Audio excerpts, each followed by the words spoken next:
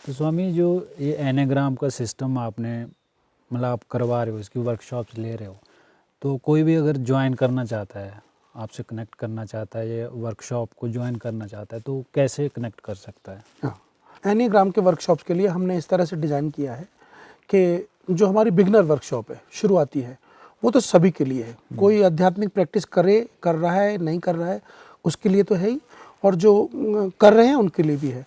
क्योंकि उस वाले ग्रुप में वो 4 से 5 दिन का होता है। उस ग्रुप में हम पर्सनालिटी के स्ट्रक्चर को एक्सप्लोर करते हैं भीतर।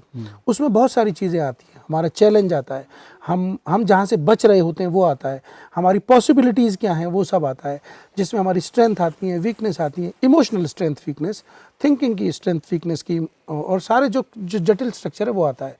हमारी क्या संभावनाएं, हम कहाँ तक लाइफ में जा सकते हैं, कितना ऊंचा जा सकते हैं, वो सारा आता है। ये तो सभी के काम का है। तो पर्सनैलिटी की वर्कशॉप जैसा ही मानिए उसको, उसमें तो ये सारा स्ट्रक्चर आ जाता है। फिर जो लोग स्पिरिचुअल प्रैक्टिस में कर रहे हैं और या एनियाग्राम की हेल्प से थोड़ा और भी समझना चाहते हैं, फिर जो एडवांस वर्कशॉप है वो स्पिरिचुअल प्रैक्टिस के लिए वो आते हैं। तो यहाँ साल में 1 या 2 बार एनियाग्राम की वर्कशॉप ओशो सांजेन में हम करते हैं। तो यहाँ पर वो अपना आकर के 3-4 दिन, 4 दिन, 5 दिन का समय दे के कर सकते हैं।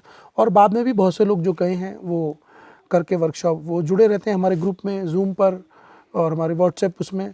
वो भी कोई भी जो भी इशू आता रहता है, तो वो चूँकि अपने पर्सनैलिटीज़ को समझ चुके हैं, तो कभी कभी छोटा मोटा इशू आता है तो उसमें वो टच में रहते हैं। तो जितना हम उसको सॉल्व कर पाते हैं, जितना हमसे बनता है हम उतना कर लेते हैं।